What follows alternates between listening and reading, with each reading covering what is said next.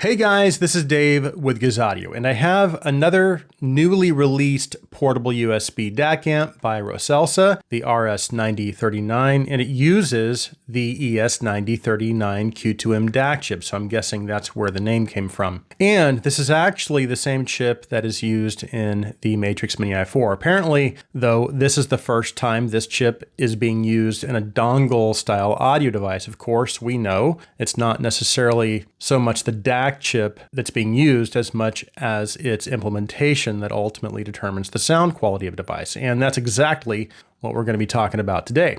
So as usual, we'll go over what's included in the box, we'll talk about the specifications, and then we'll get into the sound. We have a lot to talk about, so let's get started.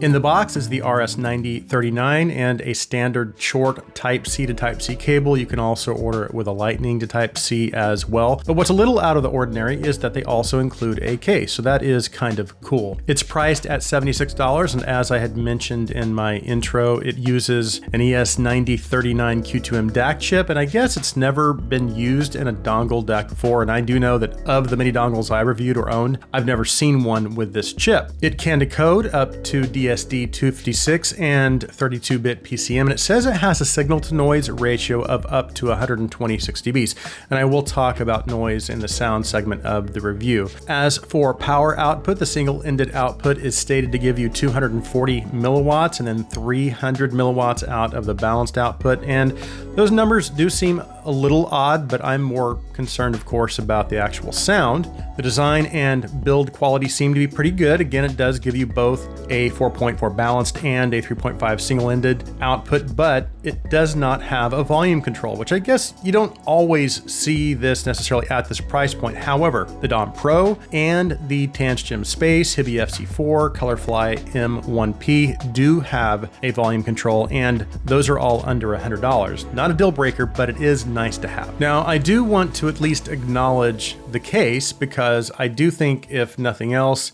at least it's interesting that they included one. It's not like a super high quality case, but I guess if you're going to be traveling, you have something protective at least to put the dongle in when it's not in use.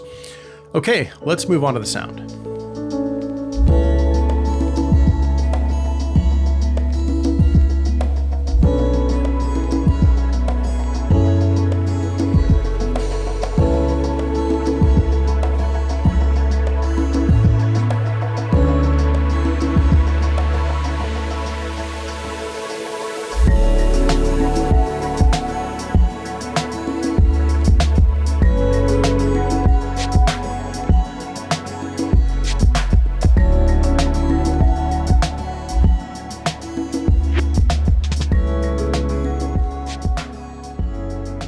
So of course I tested the Rs9039 with lots of different IEMs and headphones ranging from budget stuff all the way to some of my higher end stuff. And then I also directly compared it with about 15 to 17 other dongles and also some entry-level desktop stuff as well. And I think I have a pretty good idea of where it stands as far as its performance in comparison to some of the competition, and also whether or not it's a good value. But we'll talk about the noise levels first. So as usual, I used my 2020 Andromedas to test for background noise, and it actually did really well. It had no issues at all with that. I heard basically no background hiss, and I would say this is generally a very quiet device in that regard. Now, in regards to drivability. If you watched my more recent review of the newer release by Fosse, the DS2, one of the things I talked about was how a dongle like this can be great for pairing with IEMs, because generally IEMs don't require much in terms of power output to drive them adequately, but with full-size headphones, especially harder to drive full-size headphones, many times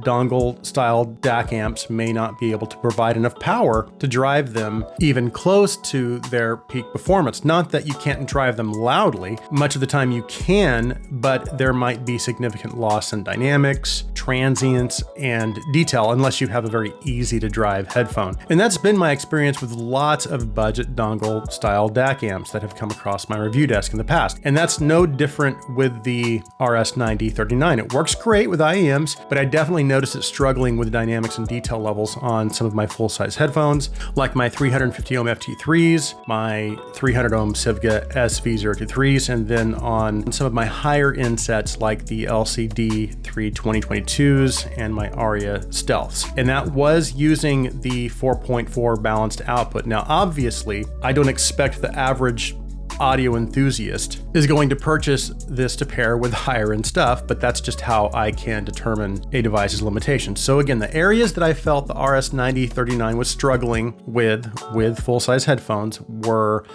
bass dynamics and just general detail levels. And the sound seemed a little flat in terms of dimension and forward depth and separation as well. Definitely more flat than what I was used to hearing with those over-ears when they were paired with some of my more powerful higher end devices. But I did notice something in its treble presentation as well. And I noticed it with IEMs too, and I'll talk more about that in a minute. Now, another thing to bear in mind is that with non-battery powered devices like this one, they are relying or dependent on your source device's output current, which with phones usually isn't very high. So when you're talking about power output, things can start to get a little tricky with dongle DAC amps. So that's with full-size headphones, but what about IEMs? Well, of course, power is not as much of a concern when you're just going to be pairing it with a set of IEMs, because obviously they don't require that much power to drive them properly. Which brings us to the next question: how does the RS9039 sound when paired with IEMs? Well, pretty good actually. I do think it stays pretty close to linear in its overall presentation. That being said, there was a noticeable, very slight, but noticeable difference in the bass and upper treble presentation, also with transient speed and detail retrieval compared with the Dawn Pro, Dawn, DS2, Spacelight, and several other DACs. And this was something I actually noticed a little more with IEMs than with headphones. And maybe this is all related to impedance, but regardless, the difference, while very slight, is present. And that difference is that the RS9039 had a touch more mid-bass and bass energy and a touch less treble energy than the competition. So I guess you could say it was more natural sounding or leaned a little warm. And one of the tracks I was using for testing was called Playing God by Polyphia, which is great for testing a lot of things, but really good for testing detail and transients. And I did notice that there was a noticeable reduction in detail and transient speed with the RS9039, again, when compared to the competition. Now, at risk of stating the obvious, these differences were most notable on my higher end IEMs like the Hukuyas, Divas, and even some of my more detailed mid-tier IEMs like the Pilgrims, Studio 4, Zhuangwu Gate, and these differences were much less noticeable, if not completely unnoticeable, with budget or sub $150 to $200 IEMs. So if you're purchasing this to pair with a set of budget IEMs, you should be just fine as far as not really noticing those differences in detail levels. However, depending on the IEM, you may notice a slight difference in its general sound presentation. So to summarize the sound of the RS9039, I would say it's going to have what I would consider to be a slightly warm presentation, definitely not thin, and it's going to be less focused on details and more focused on rendering instruments and vocals naturally. And I do feel like that is one of its strengths, because I do think its mid-range does sound quite natural. Now, as to whether or not I feel it's competitive, for me personally, I would probably just stick with either the Dawn Pro, Dawn, Spacelight, as far as budget DACs are concerned, because they still do a great job at keeping things natural while also maintaining good detail levels and having what I would consider to be a little bit of a less uncolored presentation. Again, the RS9039 sounds pretty good as budget dongles go, and we are only talking 76 bucks here, but for me personally, I'm more likely to reach for one of my other budget dongles. So it's a good option, but maybe not the best option out there in my opinion. So that concludes my review of the Roseselsa Rs9039. If you're new to the Gazaudio channel and you like our videos, please take a minute and hit that subscribe button. And if you want to go a step further, you can also support us through our Patreon. I'll be sure and leave a link in the description. Thank you guys so much for taking the time to watch this review. Please like this video. Please share this video. I hope you guys have an awesome day.